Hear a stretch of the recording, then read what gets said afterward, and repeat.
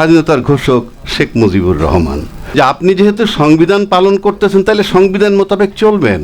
যেই কথাটা পার্লামেন্টে রিপিট হয়েছে যে 4-এর ক মোতাবেক অফিস আদালত সর্বত্র শেখ মুজিবুর রহমান সাহেবের ছবি ঝোলার কথা, এবং 6ষ্ঠ তফসিল মোতাবেক স্বাধীনতার ঘোষক শেখ মুজিবুর রহমান, উনি বললেন যে সেই জন্যই তো আমরা সংশোধনটা চাই। তার মানে সংশোধন করে বাতিল করবেন।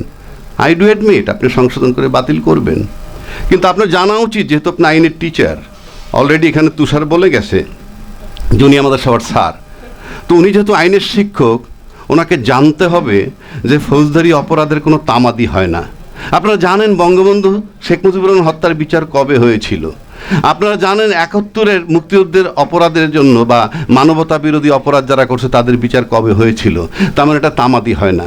আপনি কবে সংশোধন করে বাতিল করবেন সেটা পরের কথা, কিন্তু এখন পর্যন্ত যে আপনারা সংবিধান লঙ্ঘন করতেছেন, এই আইনের আওতায় আপনাদেরকে যে কোনো লোক পরবর্তীতে ক্ষমতায় এসে আপনাদেরকে ক্রিমিনাল অপরাধ হিসাবে দাঁড়া করতে পারবে।